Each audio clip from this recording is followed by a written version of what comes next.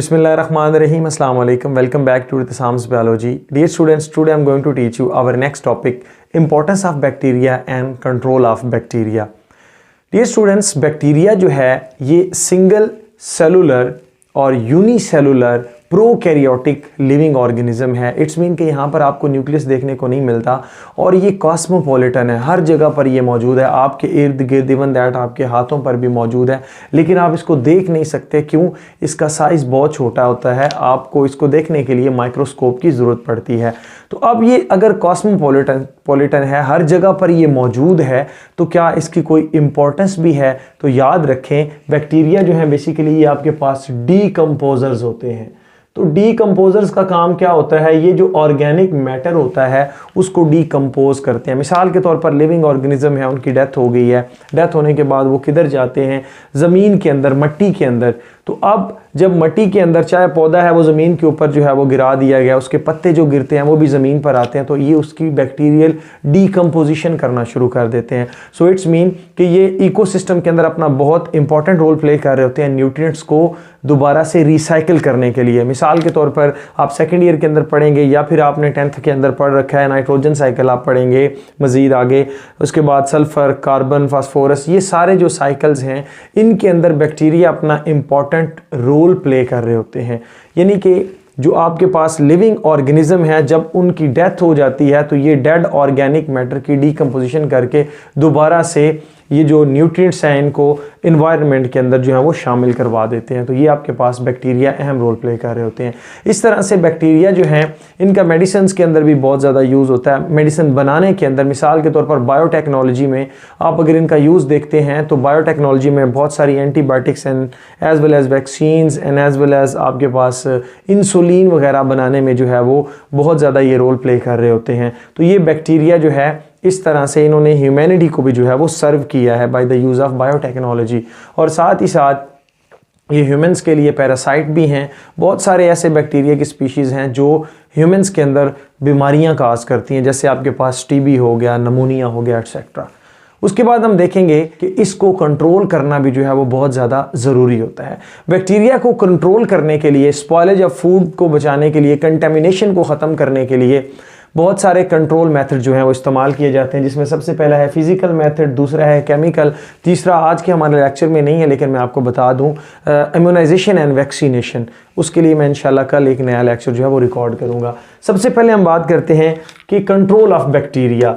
आपने कुछ ऐसे मेथड इस्तेमाल करने हैं जिसमें जो बैक्टीरियल ग्रोथ है वो क्या हो जाए? स्टॉप हो जाए। बैक्टीरिया की जो कॉलोनी है वो स्टॉप हो जाए, वो मज़ीद जो है वो आगे ग्रो ना कर सके। सो इसके लिए हम सबसे पहला जो है वो मेथड वो यूज़ करते हैं physical method, that is sterilisation. Sterilisation is the process in which physical agents are used. और फिजिकल एजेंट्स कौन कौन से हैं आपके पास? फ्रिज, FRIDGS, आप फ्रिजेस जो है ना इसकी से याद कर लें। F फॉर फिल्ट्रेशन, ये फिजिकल एजेंट होता है। R for radiations, D for dry heat, G for gas and इसी तरह से moist heat, S for steam. ये जो फ्रिजेस हैं ये फिजिकल एजेंट हैं और ये फिजिकल एजेंट क्या करते हैं? बैक्टीरियल ग्रोथ को रोक देते हैं। बैक्टीरियल ग्रोथ को रोकने के साथ साथ बैक्टीरिया को मार भी देते होते हैं। तो ये आपके पास क्या कहलाते हैं? Some physical agents. So sterilisation is a process in which some physical agents are used to kill the bacteria. और एसेप्सिस जो है वो अगर आपने अटेन करनी है तो आपको क्या करना पड़ेगा? इन फिजिकल जो हैं एजेंट्स इनकी ज़रूरत पड़ेगी ताकि आप उसको बैक्टीरिया फ्री बना सकें। इसमें सबसे पहला हमारे पास है फिल्ट्रेशन। फिल्ट्रेशन कब की जाती है? बहुत सारे सेंसिटिव जो हैं वो केमिकल्स होते हैं, मिसाल के तौर पर एंटीबायोटिक्स हो जाती हैं, हार्मोन्स हो जाते हैं, प्रोटीन्स हो जाती हैं। अब ऑब्वियस सी बात है, चूँकि बैक्टीरिया माइक्रो ऑर्गेनिज्म है तो ये उसको कंटेमिनेट तो ज़रूर करेंगे। तो बाय द फिल्ट्रेशन आप उसको क्या कर सकते हैं? बैक्टीरिया फ्री कर सकते हैं। और ये फिल्ट्रेशन जो होगी ये मेम्ब्रेन जो होगी उस पर डिपेंड कर रही होगी। आपने कुछ ऐसे फिल्टर यूज़ करने हैं जो मेम्ब्रेन बेस्ड होंगे, तो उसमें बैक्टीरिया जो है वो नहीं गुजर सकते, बाकी जो मटेरियल है वो गुजर जाएगा। इसी तरह से आपने रेडिएशंस यूज़ करनी है। रेडिएशंस वो वाली जिनकी वेवलेंथ जो है वो 300 नैनोमीटर से कम हो। यहाँ पर हमारे पास ज़्यादातर जो गामा रेज हैं वो यूज़ की जाती हैं ताकि बैक्टीरिया जो है उसकी कॉलोनी को ख़त्म किया जाए। इसी तरह से ड्राई हीट जो है ये क्या करती है, जो केमिकल कंपोनेंट्स होते हैं बैक्टीरियल मेम्ब्रेन्स के अंदर या बैक्टीरिया के अंदर, जो केमिकल्स हैं स्पेशली लिपिड्स हो गई, प्रोटीन्स हो गई, न्यूक्लिक एसिड हो गया, इसी तरह से कार्बोहाइड्रेट्स हो गए, जो उनके मेन कंपोनेंट्स हैं केमिकल कंपोनेंट्स, ये उसकी ऑक्सीडेशन कर देती है। जब ऑक्सीडेशन हो जाएगी तो उसकी वजह से बैक्टीरिया की जो है वो डेथ हो जाती है। और ये एक इंपॉर्टेंट MCQs है और एंट्री टेस्ट में भी पिछले प्रीवियस में पूछा गया हुआ है। साथ ही साथ आपको बस पता होना चाहिए कि ड्राई हीट जो है वो ऑक्सीडेशन करती है केमिकल कंपोनेंट्स की। उसके बाद आपके पास गैसेस हैं, गैस को यूज़ करके आप बैक्टीरिया को जो है वो किल कर सकते हैं। साथ ही साथ स्टीम को मॉइस्ट हीट भी बोलते हैं, यानी कि वाटर वेपर्स को, जो कि हॉट वाटर वेपर होते हैं, उसको यूज़ करते हुए आप क्या कर सकते हैं, बैक्टीरिया को किल कर सकते हैं। स्पेशली इस केस में होता क्या है, ये भी एक MCQs है जो कि बहुत इंपॉर्टेंट है। इस प्रोसेस के अंदर कोगुलेशन ऑफ प्रोटीन्स हो जाती हैं, प्रोटीन्स जो हैं वो सुकड़ जाती हैं, जम जाती हैं, आपस में उनका जो स्ट्रक्चर है वो डीनेचर हो जाती है। जब प्रोटीन डीनेचर हो जाएगी, जो एंजाइम डीनेचर हो जाएंगे, तो फिर बैक्टीरिया जो है वो जिंदा कैसे रह सकता है। So that's why we called it moist heat और steam. So coagulation of proteins takes place by this process. So इस तरह से आपने क्या कर लिया है, फिजिकल मेथड्स के थ्रू बैक्टीरिया फ्री कर लिया है और आप कहते हैं स्टीरिलाइजेशन कर लिए। तो स्टीरिलाइजेशन वो प्रोसेस है जिसमें आपने बिल्कुल कोई भी माइक्रो ऑर्गेनिज्म होगा और स्पेशली बैक्टीरिया, वो टोटली किल हो जाते हैं by the use of physical agents. उसके बाद हमारे पास नेक्स्ट आता है केमिकल मेथड्स। केमिकल मेथड के अंदर क्या होता है जी, सम केमिकल्स आर यूज्ड, कुछ केमिकल्स जो है ना वो यूज किए जाते हैं टू किल और stop the growth of bacteria. या तो आपने क्या करना है, जो बैक्टीरियल ग्रोथ है उसको कम कर देना या स्टॉप कर देना है, या फिर बैक्टीरिया को मारना होता है। So this is called chemical method. और केमिकल मेथड में सबसे पहले आते हैं एंटीसेप्टिक्स। एंटीसेप्टिक्स जो हैं ये ऐसे केमिकल्स होते हैं जो लिविंग टिश्यूज के ऊपर जो है ना वो लगाए जाते हैं ताकि बैक्टीरिया जो इन्फेक्शन है, बैक्टीरियल इन्फेक्शन, उसको बचाया जाए। मिसाल के तौर पर आपको एग्जांपल देता हूँ, यहाँ पर चोट लग गई है तो इसके ऊपर मैं जो भी मरहम पट्टी करूँगा, यहाँ पर जो भी मायोडीन का टेंक्चर वगैरह लगाऊंगा, बेसिकली ये लिविंग टिश्यू है, तो यहाँ से बैक्टीरियल इन्फेक्शन से बचाने के लिए जो अद्वियात यूज़ की जाएंगी, जो केमिकल्स यूज़ किए जाएंगे, वो एंटीसेप्टिक्स कहलाएंगे। इसी तरह से हमारे पास आते हैं डिसइंफेक्टेंट्स। डिसइंफेक्टेंट्स जो है ये नॉन लिविंग थिंग्स के ऊपर, नॉन लिविंग थिंग्स के ऊपर ये यूज़ किए जाते हैं और उसको बैक्टीरिया फ्री बनाया जाता है। फॉर एग्जांपल आप एक डेंटिस्ट के पास गए हैं, तो डेंटिस्ट जो हैं वो क्या करते हैं कि जो उनके औजार हैं, आलात हैं, उनको वो एक दफ़ा निकालते हैं, एक बंदे पे यूज़ किया, फिर क्या कर दिया, एक केमिकल के अंदर रख देते हैं और फिर आफ्टर दैट उसको वो अल्ट्रावायलेट UV जो ओवन टाइप होता है उसके अंदर रख देते हैं। अब पहले जो वो उस केमिकल के अंदर रखते हैं ना, उस केमिकल के अंदर जो है वो क्या होता है, उसके ऊपर जितने भी जो माउथ के अंदर अगर बैक्टीरिया वगैरह मौजूद थे, जो कोई भी माइक्रो ऑर्गेनिज्म था, तो उसकी क्या हो जाए, डेथ हो जाए।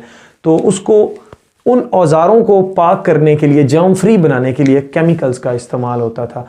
तो इस वजह से फर्स्ट टाइम जो किया गया था वो कार्बोलिक एसिड का था, कार्बोलिक एसिड को यूज़ किया गया था। अब तो बहुत सारे हैं, उसमें एग्जांपल हम देखते हैं कि बहुत सारे डिसइंफेक्टेंट्स हैं जिसमें सबसे पहले आ जाती हैं halogens, fluorine, chlorine, bromine, iodine वगैरह। उसके साथ साथ फिनोल आ जाते हैं, एरोमेटिक कंपाउंड है बेंजीन इसके अंदर मौजूद होती है और आप इसको यूँ कर सकते हैं कि ये बेंजीन रिंग के साथ अगर OH लगाओ, दिस इज कॉल्ड फिनोल।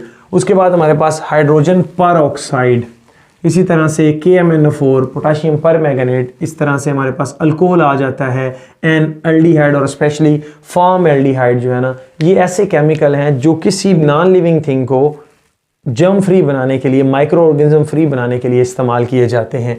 इसके बाद हमारे पास आते हैं केमोथेराप्यूटिक्स। ये जो केमोथेराप्यूटिक्स हैं ये क्या चीज़ है, ये कुछ ऐसे केमिकल्स होते हैं जो हम इनटेक करते हैं, ठीक है, या इसको खा लिया जाता है या फिर इसको इंजेस्ट कर लिया जाता है या फिर ये IV इंटरवेनस या फिर IM इंटरमस्कुलर इसको लगा दिया जाता है इंजेक्शन के फॉर्म में। अब ये क्या करते हैं, ये आपके नेचुरल जो डिफेंसिव होता है ना मैकेनिज्म, ये नेचुरल डिफेंस करते हैं। मिसाल के तौर पर ये आपके इम्यून सिस्टम के साथ मिलकर बैक्टीरिया की जो है उसकी ग्रोथ को कम करते हैं, उसकी ग्रोथ को बिल्कुल ख़त्म कर देते हैं। फॉर एग्जांपल आपके पास आ जाते हैं यहाँ पर एंटीबायोटिक्स।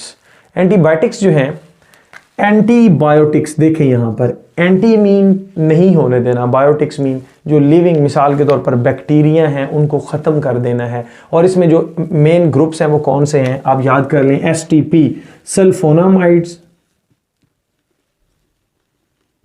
सल्फर कंटेनिंग एंटीबायोटिक्स होती हैं, टेट्रासाइक्लिन, इसी तरह से आपके पास जो हैं दीज आर पेनिसिलिन। तो ये आपके पास क्या है, 3 मेन यहाँ पर जो आपकी बुक में लिखी हुई एंटीबायोटिक्स हैं। फिर एंटीबायोटिक्स जो हैं ये हमारे पास 2 तरह की हैं, इनकी क्लासेस फर्दर, एक है ब्रॉड स्पेक्ट्रम और एक है नैरो स्पेक्ट्रम।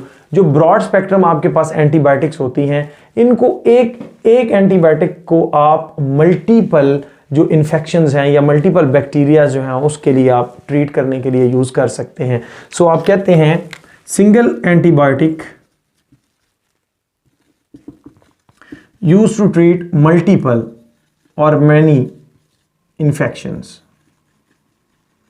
और इसी तरह से आपके पास जो नैरो स्पेक्ट्रम होती हैं, इसमें क्या होता है कि स्पेसिफिक होती हैं, ये हर एक के लिए जो है ना ये स्पेसिफिक है, इसका यूज़ जो है वो सिर्फ पर्टिकुलर जो बीमारी होगी उसके लिए किया जाता है। उसके बाद हमारे पास आती हैं यहाँ पर कुछ ऐसे केमोथेराप्यूटिक्स हैं, कुछ ऐसे केमिकल्स हैं जो माइक्रोबीसाइडल होते हैं और कुछ माइक्रोबीस्टेटिक होते हैं। ये जो साइडल का लफ्ज़ होता है ना, CIDL, साइडल का मतलब होता है डेथ।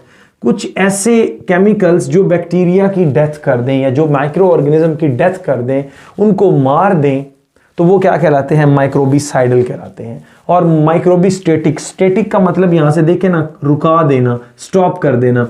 ये क्या करते हैं, स्टॉप कर देते हैं ग्रोथ किसकी जी, ऑफ माइक्रो ऑर्गेनिज्म। ये माइक्रो ऑर्गेनिज्म की ग्रोथ जो है उसको बिल्कुल स्टॉप कर देते हैं। That's why we call them microbiostatic. अब नेक्स्ट है कि इनका एक्शन कैसे होता है, ये क्या करते हैं। येलो बॉक्स में लास्ट जो पैराग्राफ है उसमें लिखा गया है कि जो कोई भी केमिकल होता है जब उसको जो है वो ट्रीट किया जाता है, जब उसके अगेंस्ट, बैक्टीरिया के अगेंस्ट उसको इस्तेमाल किया जाता है, तो वो क्या करता है, या तो बैक्टीरियल सेल वाल नहीं बनने देगा, या बैक्टीरियल सेल मेम्ब्रेन नहीं बनने देगा, या फिर उसके अंदर एंजाइम को नहीं बनने देगा, and as well as nucleic acid को जो है वो डिस्टर्ब कर देता है। तो इस तरह से कोई भी बैक्टीरिया या कोई भी माइक्रो ऑर्गेनिज्म जो है वो अपनी लाइफ को कैरी नहीं कर सकता अगर ये सारे कंपोनेंट्स में कोई एक कंपोनेंट भी ना बने। So that's why we call them microbicidal. ये माइक्रो ऑर्गेनिज्म की डेथ काज कर देते हैं। लेकिन जो माइक्रोबीस्टेटिक होते हैं ये बेसिकली क्या करते हैं, उनकी जो रिप्रोडक्टिव कैपेसिटीज़ होती हैं उसको सप्रेस कर देते हैं, उसको दबा देते हैं। इस वजह से बैक्टीरिया जो है वो फिर आगे नहीं जा सकता, मतलब 1 से 2 नहीं बन सकते, बैक्टीरियल कॉन्जुगेशन नहीं हो सकती, बैक्टीरियल बाइनरी फिशन नहीं हो सकती, तो उनकी जो नंबर है उसको कांस्टेंट रखा जाता है। सो आई होप कि आपको ये मेरा लेक्चर अच्छा लगा होगा। Stay connected. Thank you and अल्लाह हाफिज़।